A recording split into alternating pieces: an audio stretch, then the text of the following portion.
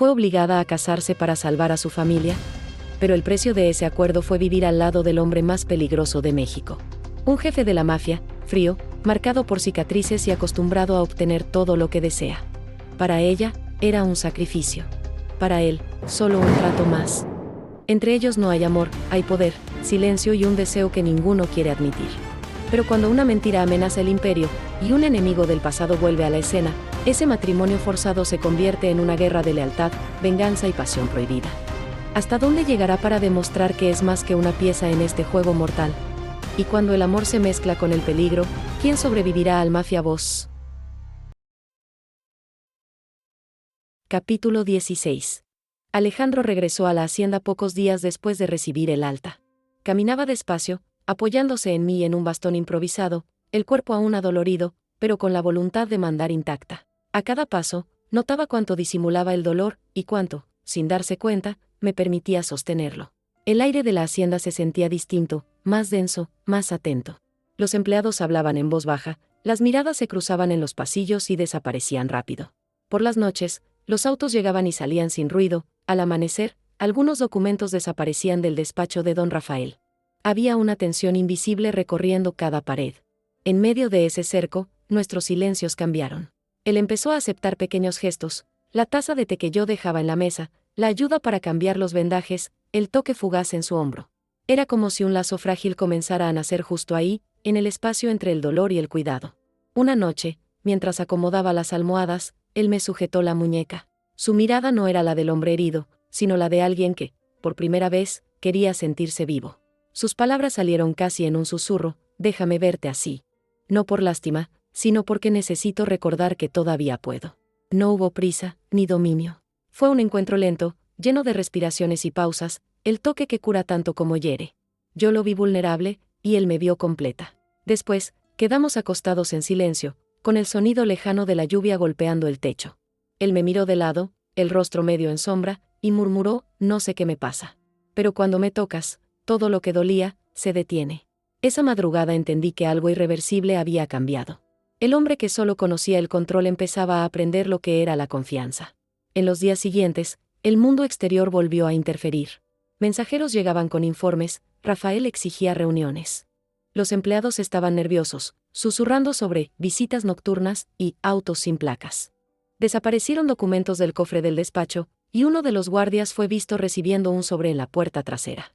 Comencé a tomar notas: quién subía las escaleras, quién cambiaba de turno, quién evitaba la mirada de Alejandro. Y cuanto más observaba, más crecía la sensación: alguien dentro de esa casa estaba contando cada uno de nuestros pasos. Capítulo 17. Al principio fue así: 2 pasos, pausa, respiración corta. Otros 2 pasos, otra pausa. Yo caminaba a su lado, una mano en su espalda, la otra lista para sostener su brazo si el dolor llegaba como una cuchilla. Alejandro murmuraba que no necesitaba escolta, su cuerpo, sin embargo, decía lo contrario. Y yo elegía creerle al cuerpo. La hacienda parecía contener el aliento por nosotros. La gente hablaba bajo cuando pasábamos, como si un ruido fuera de lugar pudiera romper algo delicado. El médico venía 3 veces por semana, la enfermera todas las mañanas, y yo, entre esos intervalos, compresas, curaciones, té de manzanilla que él criticaba y bebía de todos modos. Poco a poco, su andar ganó ritmo, y el silencio entre nosotros también. Lo llevé al jardín por primera vez una tarde de viento tibio.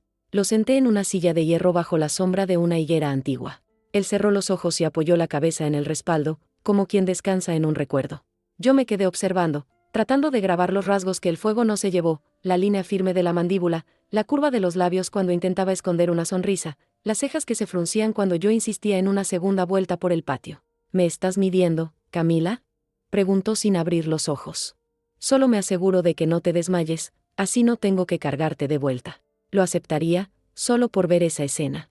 Eres pesado y orgulloso. Pésima combinación. Abrió los ojos, y un humor raro se asomó en ellos. No duró mucho, pero bastó para que yo lo guardara. Dentro de la casa, reduje los ruidos. Reorganicé cajones, pedí que cambiaran los focos de un pasillo oscuro, corté las etiquetas de las sábanas nuevas que raspaban su piel. Nadie me dio órdenes, tampoco pedí permiso. Solo lo hacía. Y cuando terminaba, él lo notaba, casi siempre fingiendo que no. Las noches eran lo más difícil. Despertaba tenso, a veces con el cuerpo entero en alerta, el pecho subiendo demasiado rápido, los ojos buscando una amenaza invisible. Encendía la lámpara baja, me sentaba junto a la cama y hablaba de cosas pequeñas, el color del cielo al amanecer, el olor a pan que venía de la cocina cuando las cocineras comenzaban su trabajo, las historias de pacientes que volvieron a caminar después de meses. Él escuchaba en silencio. A veces, al final, solo decía, quédate. Y me quedaba. A veces con mi mano sobre la suya, otra solo presente, en el modo en que el cuarto se volvía quieto. Una noche, la lluvia llegó fuerte, golpeando las ventanas como dedos impacientes. Alejandro caminó hasta el estudio, terco, diciendo que necesitaba ver algo. Lo seguí. El estudio olía a papel viejo y tabaco guardado. En la mesa, cuadernos de tapas sencillas, algunos amarillentos, otros demasiado nuevos para parecer suyos. ¿Escribes?, pregunté, recorriendo con la mirada esos rastros de lo que él escondía. Escribir es una palabra generosa. Anoto para no olvidar quién soy. ¿Y quién eres? Hoy, un hombre que no soporta ser observado mientras sangra. No estoy mirando la herida. Estoy mirando cómo sigues vivo.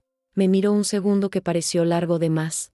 Dio 2 pasos, despacio, como quien prueba un puente. Se detuvo frente a mí, tenso. El viento hizo danzar la cortina y la luz amarilla rozó la cicatriz que le cruza el rostro. Su mano izquierda se levantó en un impulso contenido, como si quisiera tocar mi cabello y, al mismo tiempo, temiera que desapareciera si lo hacía. Si te pido que te quedes, comenzó, y la voz se le quebró a la mitad. Ya estoy, respondí, sin adornos. No hubo beso. No esa vez. Solo la distancia exacta para que su respiración tocara la mía. Y, aún así, fue como si algo importante hubiera sucedido. Regresamos al cuarto juntos, y acomodé las almohadas como quien salva un día entero con 2 gestos. Las escenas pequeñas se repitieron hasta volverse costumbre, el café al que él fruncía la nariz, la sopa que yo calentaba despacio para que su estómago no se quejara, las visitas discretas de doña Mercedes, que entraba, me observaba con aprobación muda y salía. Don Rafael, cuando venía, traía un aire frío y órdenes que no me concernían. Yo pasaba, lo saludaba, y desaparecía por la puerta lateral. Aprendí a ocupar un espacio que no era mío, sin disculparme por eso. Una mañana que empezó azul y se volvió gris de repente, Alejandro insistió en bajar la escalinata principal. Le sujeté el codo, lista para sostenerlo si flaqueaba. Fue firme. En el segundo tramo, una punzada le cortó el aliento, su cuerpo se tensó tanto que lo sentí en mi brazo. Cerró los ojos. Un paso a la vez, le dije. Estoy aquí. Cuando llegamos al vestíbulo, soltó una risa baja, exhausta. Debería odiarte por verme así. Puedes hacerlo. Puedo resistirlo. No. Me miró como quien toma una decisión. Eres la única parte del día que no duele. Guardé silencio, porque a veces las palabras estropean. Al caer la tarde, lo llevé a la terraza. El cielo amenazaba lluvia, y la hacienda parecía un mapa antiguo. Apoyó las manos en el barandal y se quedó mirando lejos, como si pudiera coser el horizonte con la voluntad. Yo me acerqué, sin tocarlo. Camila. ¿MM? Si te pido, hizo una pausa, eligiendo las palabras como quien toma un cristal. Si te pido que me recuerdes que aún soy un hombre y no un conjunto de heridas, ¿puedes hacerlo? Puedo. Mi corazón respondió antes que mi voz. No fue prisa. No fue hambre. Fue cuidado. Él me necesitó sin fingir, y yo estuve ahí sin negociar. Y por primera vez, su cuerpo no fue solo el lugar del dolor. Después, se quedó callado un rato, respiración tranquila, mirada suave. La lluvia finalmente cayó, lavando la tierra, y una parte de la casa dentro de nosotros. El mundo de afuera insistía en volver. Llegaban noticias, llamadas breves, visitas que se detenían en la puerta y se iban con mensajes, papeles que cambiaban de lugar sin explicación. Una vez, de madrugada, escuché un dron sobrevolando el techo, un zumbido sutil, demasiado rápido para ser cigarra. Los guardias duplicaron los turnos, la cocina comenzó a cerrar puertas que antes quedaban abiertas. La tensión era real, palpable, pero yo la dejaba afuera cada vez que entraba en su habitación. Alejandro lo notó. Estás fingiendo que el mundo no existe cuando estás conmigo, dijo, sin reproche, solo constatando. No es fingir. Es elegir. ¿Y si te digo que el mundo puede entrar por cualquier rendija? Entonces reforzamos las rendijas. Juntos. Exhaló, con un casi risa. Dices, juntos, como si siempre hubiera sido así. Tal vez siempre lo fue. Solo nos tomó tiempo darnos cuenta. Al final de esa semana, lo llevé al huerto. Los naranjos estaban cargados, y el olor cítrico parecía inaugurar un pequeño futuro. Extendió la mano con esfuerzo y arrancó una fruta, como marcando territorio de vuelta. Se sentó en un banco de madera, la camisa blanca abierta en el cuello. Me senté a su lado, el hombro rozando el suyo en un accidente que no era accidente. Mi cielo, dijo, tan bajo que casi no lo oí. ¿Qué? Nada. Una media sonrisa. Un viejo hábito que olvidé que tenía. ¿Puedes recordarlo? Giró el rostro y me miró como si eso fuera, en verdad, posible, recordar cómo ser otro hombre. El viento pasó, suave, y entendí que amar a alguien así es aprender a descifrar sus silencios. Esa noche, de nuevo el dolor. Pero no en el cuerpo, en el miedo.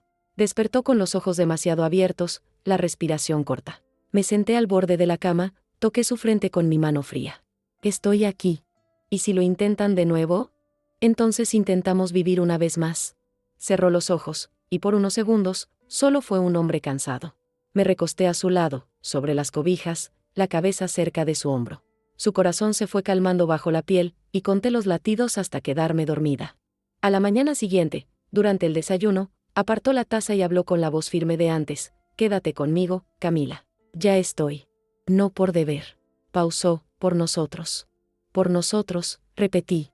Ni él ni yo sabíamos cuánto tiempo el mundo nos dejaría en paz. Pero, en ese tramo de la vida, existíamos los dos. Y eso, por sí solo, ya era casi un milagro. Capítulo 18. Esa semana, todo empezó a sentirse como una promesa cumplida demasiado tarde. El clima templado, las mañanas con olor a café y naranja, la manera en que él aceptaba mi toque, todo daba la ilusión de que estábamos empezando de nuevo. Pero los comienzos tienen un precio, y el mundo no olvida las deudas viejas.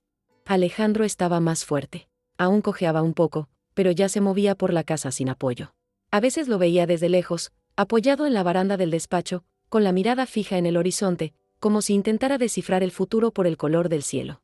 Aprendí a no interrumpir. Cuando quería hablar, hablaba, cuando no, el silencio entre nosotros bastaba. ¿Te gusta el silencio? Le pregunté una vez, al encontrarlo sentado en el sofá, con un libro abierto y olvidado sobre las piernas. Me gusta porque es lo único que no miente. ¿Y yo miento? Todavía no. Levantó la mirada y sonrió, cansado. Pero sé que lo harás, tarde o temprano. Todos mienten cuando empiezan a amar. Me quedé quieta, sin saber si reír o ofenderme. Elegí callar.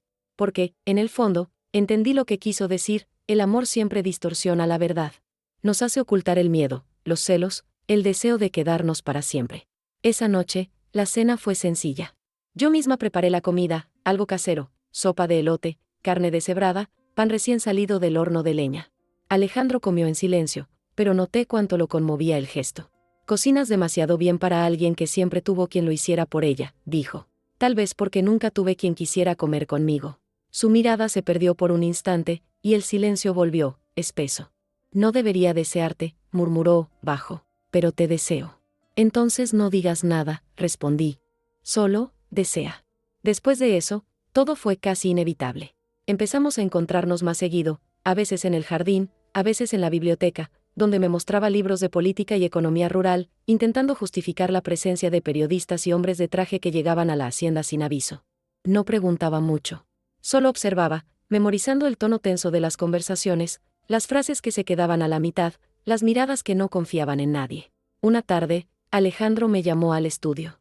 Necesito mostrarte algo, dijo, abriendo una carpeta de cuero sobre la mesa. Dentro había papeles, contratos y fotos de eventos públicos.